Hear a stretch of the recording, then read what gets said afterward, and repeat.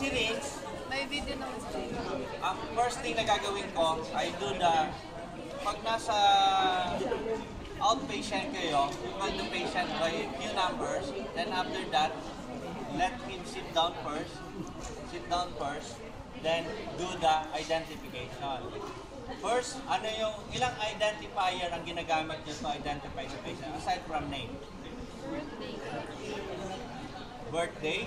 Then every time, for example, this is the request, huwag kayong gagawa na binasa nyo yung request, then bababa nyo.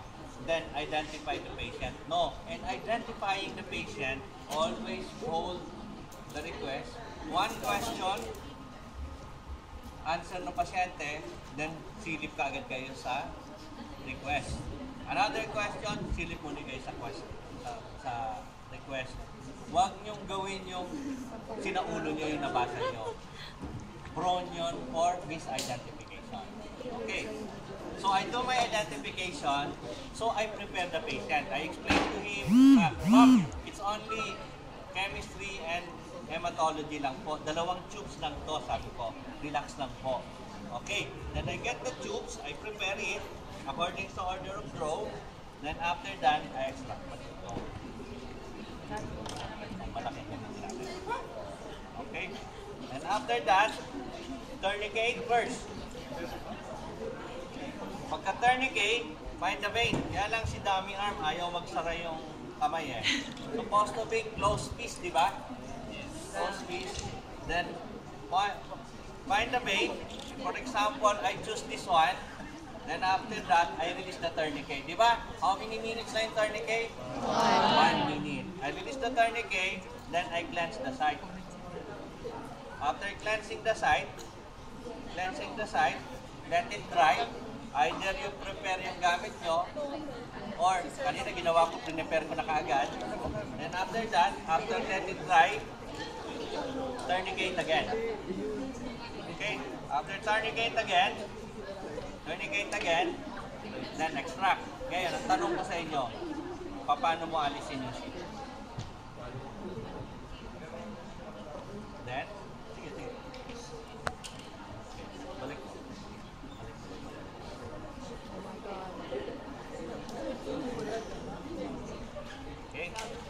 Okay.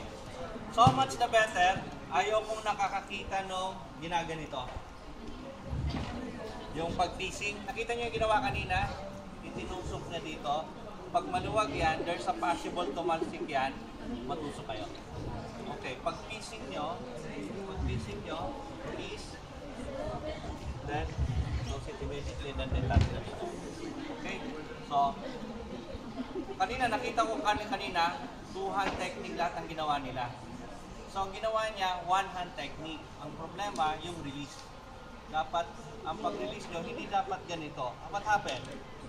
Yung tip ng needle, tumama doon sa shield, di ba? Sa cover. So, ang needle is like a blade. Any foreign object na mag-touch sa tip ng needle is magdadal ka. Pupurol ka.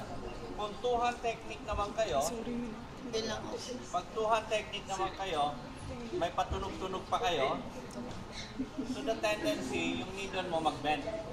Tapos itutusok nyo sa pasyente, aray, pagpunot nyo may kasama na. Tapos kung medyo mabigat pa yung kamay niya, 2-hand technique, there's a possible na ma-scrape niya yung shield, there's a particle of plastic on the tip, pagtusok nyo, babara sa needle yun. Tapos nakikipag-away na kayo ngayon sa syringe. Okay, so best practice, 1-hand technique, ihulog nyo lang ganito. Diba? Hindi naman gumalaw yung daliri ito, basta binitawan ko lang, di ba? So, kung sa actual, 1-hand technique, hinulog ko lang. Okay, bevel up. So, kanina, nakita ko yung nag-extract na nandito yung daliri. Tama ba yun? No. Kasi kung gumalaw yung pasyente, na tendency niyan, matusok kayo. Okay, you are not allowed to touch near the puncture site. Okay? Hindi kayo pwedeng can I touch the vein after my cleansing? Yes or no? Can I touch the vein after cleansing it? Yes or no? You can? Kasi hindi naman kayo minsan perfect na extra extractor. But ang provision, you need to cleanse your finger with alcohol, then touch the vein. Okay? Kasi, hindi naman lahat ng vein, di ba, may pasyente, prominent, pagpalapit na yung needle, nawala. Kagaya mo. So, matitempt, ayaw nyo pang aminin, natitempt na yung mag-touch eh. Oh, okay? So, touch it again. Then, huwag yung daliri nyo rito. So, you hold the arm like this one. Not na hindi siya makatakas, yung purpose niya is to stretch a little bit yung vein. And this serves as your anchor in insertion of needle. So, bevel up, tapos extract. Tapos nakita niyo yung finger ko, pwede kang mag-plant to your left hand. Para makita ng nasa taas. Halimbawa, ikaw pinakamalapit sa akin ngayon. Nakita niyo yung index finger, middle finger ko, nakadikit doon sa skin niya. Hindi kayo pwedeng mag-extract na nakahang yan. The tendency is gumalaw yung syringe. So, kailangan siya nakadikit ng ganito. Kung you're awkward to plant in your left hand, you can transfer carefully in the left hand, then feel the right hand, finger mo ang mag-plant. Okay? So, and sa pag-plant naman, and pulling the plant, hindi kayo pwedeng mag-plant na ganito. Ano nangyari? Gumalaw yung syringe. So, ganito ang gawin nyo. Index finger, put it doon sa wing ng syringe, and the middle finger latang, yun yung pang-pull nyo. Ayan mo ha. Dito ako mag-pull o. Ayan o. So, hindi gumalaw yung syringe. So, actual extraction, Hindi ko makita. so, pull, wag, ang dami ko hong nahuhuling phlebotomist na ginawang evacuated system yung syringe. Yung hinatak ng bigla, hindi hintay niyang mapuno. Sino may gawa niyan? Ano, what do you mean? Ang hapdi, di ba? Ang hapdi. Ang hapdi nun, hindi lang siya mahapdi. Hindi lang siya mahapdi, cause hemolyzed sample. So, kailangan patiently na sasabayan niyo yung syringe. So, sana pag nagsosolve ako sa inyo, sa bigyan lang dumadagdagan ako, solve ko kayo. Report to FK sa dean. Okay. Ma'am, yung mga estudyante mo sa dito hospital, hindi nagpapala na. And after that, release the tourniquet, open please, then bunot. Now, paano ko ngayon? Tapos sabihin nyo, sa pasyente, pwede naman ma'am, pwede yung pa-hold ng konti. Pa-hold ng puto yung cotton. After that, ilipat nyo na ngayon sa tubes.